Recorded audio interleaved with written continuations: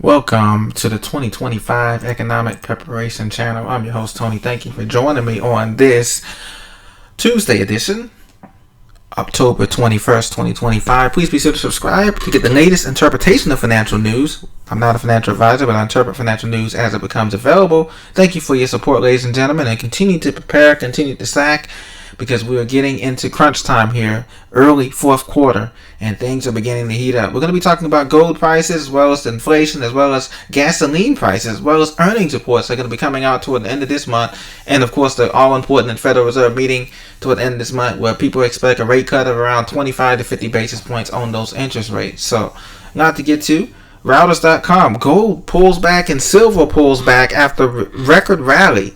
On track for biggest daily drop since 2020. A big pullback today after gold hit a record high of 43.81.21 per ounce on Monday. And of course, the focus is on that U.S. inflation data on Friday, but with the government shutdown, can we even trust those numbers that come out?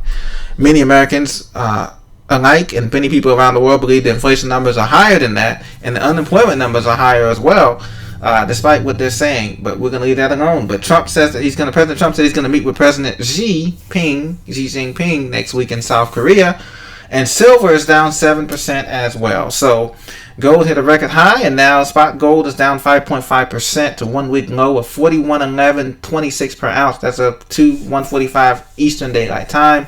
Steepest fall since August 2020 here, and you can see that many people have been talking about this here, and so any commodity, anything that's related to the U.S. dollar is going to be volatile right now. That includes gold, silver, crypto, guys. That includes even cash itself. The value of cash, the exchange rates around the world are going to be volatile because we're operating under extreme debt and extreme pressure for earnings and money. So just keep that in mind with any investment that you make in gold, silver, copper, platinum, cryptos, commodities, is that it can have up and down days just like anything because it's manipulated. A lot of these stocks are controlled by AI, as you know, and a lot of these moves are made by that too as well. So the week's critical inflation report comes with a variety of doubts about the data. Once again, I just talked about this. CNBC had a report today. September's Consumer Price Index report comes out on Friday. We'll know more information from these financial markets. Investors will view the data with a skeptical eye. So because though considered still part of the gold standard, U.S. economic data collection, the Bureau of Labor Statistics, or BLS, has been criticized for its analog approach.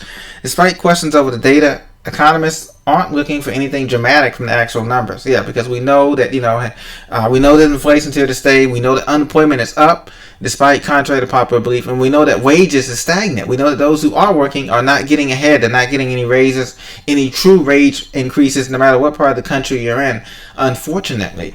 So just something to worry about this. And then food and energy costs continue to go up as we head into the holiday season. So we know that despite the questions over the data collection that we have over these reports here, many economists believe that, this inflation is high. So we just wait and see. Gas prices near $3 for the first time in years. So we get to $3. Can we get below the $3 for this gas prices? This is the first time in years that we're going to see this. President Trump is going to open $13 million Alaska acres to mining and drilling and fracking and all of those different things that we're going to be seeing here.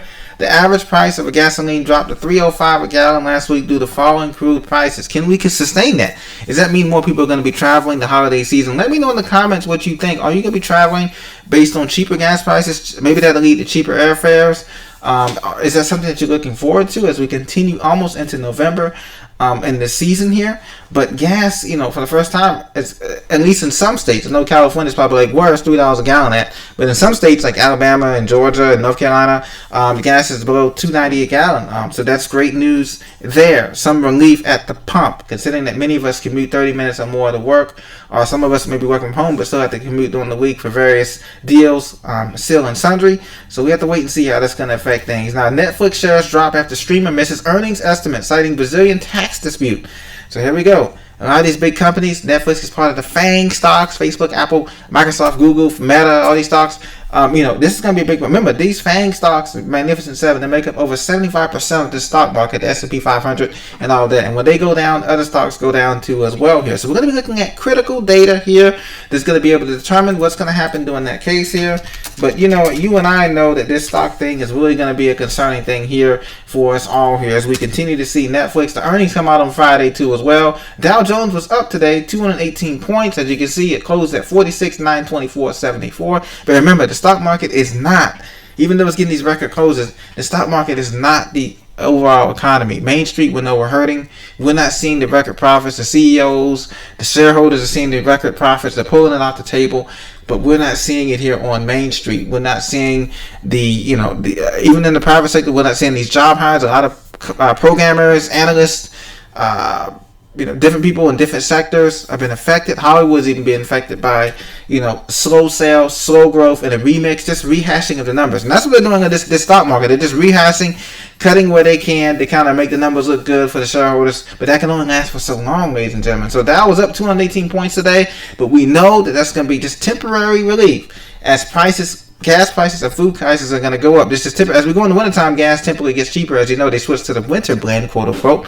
But gas and food and utilities are going to continue to go up because we know that as the winter season comes, the heating and oil bills are going to go up for those in the Northeast and Upper Midwest and other areas. And we also know that they're going to be paying for these AI data centers. And when they pay for these AI data centers, all of our electricity bills are going to go up no matter where you're at in the country in the next 1 to 2 years. So continue to prepare, continue to get right with God, continue to have prayer, spiritually, physically, and emotionally here, because these are the last days of this empire, this economic empire that we're in, and many people feel it, and we just don't know what's around the corner. So God bless, take care. I'll see you in the next episode. Thanks for listening.